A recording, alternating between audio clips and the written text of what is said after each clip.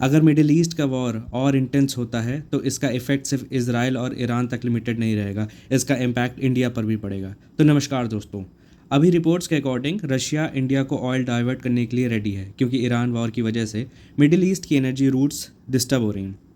तो सबसे बड़ी प्रॉब्लम है स्ट्रेट ऑफ हर्मोस। ये दुनिया का सबसे इंपॉर्टेंट ऑयल रूट है और इंडिया के लगभग 40% क्रूड इंपोर्ट्स इसी रूट से आते हैं। लेकिन ईरान और यूएस इजराइल कॉन्फ्लिक्ट के बाद यहाँ शिपिंग पर अटैक्स हुए हैं, जिसकी वजह से रूट्स ऑलमोस्ट इनएक्सेसिबल हो गए हैं। इंडिया की सिचुएशन थोड़ी रिस्की भी है, क्योंकि इंडिया के पास सिर्फ लगभग 25 दिन का क्रूड रिजर्व है।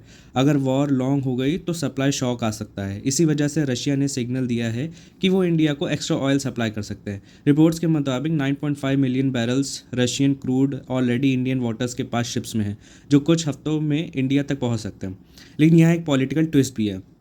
यूएस पहले ही इंडिया पर प्रेशर डाल चुका है कि रशिया से ऑयल खरीदना कम करे, लेकिन इंडिया का स्टैंड क्लियर है। इंडिया अपनी एनर्जी सिक्योरिटी के हिसाब से डाइवर्सिफाइड सप्लाई रखेगा।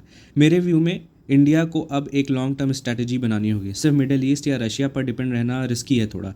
ठीक है, 3 इंपॉर्टेंट स्टेप्स मैं बता सकता हूँ। ठीक है, स्ट्रैटेजिक ऑयल रिजर्व्स को काफ़ी ज़्यादा इंक्रीज़ करना। ठीक है, रिन्यूएबल एनर्जी और डोमेस्टिक प्रोडक्शन को बूस्ट करना और मल्टीपल कंट्रीज से long term oil deals secure करना। इन 3 चीज़ों से सिक्योर कर सकता है इंडिया अपने ऑयल रिजर्व्स को, क्योंकि अगर मिडिल ईस्ट कॉन्फ्लिक्ट और एस्केलेट हुआ तो ग्लोबल ऑयल प्राइसेस और एनर्जी कॉन्फ्लिक्ट दोनों कंप्लीटली चेंज हो सकते हैं और इसका डायरेक्ट इम्पैक्ट इंडिया पर पड़ेगा। ठीक है, तो अपने व्यूज़ कमेंट सेक्शन में ज़रूर बताइएगा और वीडियो पसंद आया हो तो लाइक शेयर एंड सब्सक्राइब करना ना भूलिएगा। जय हिंद।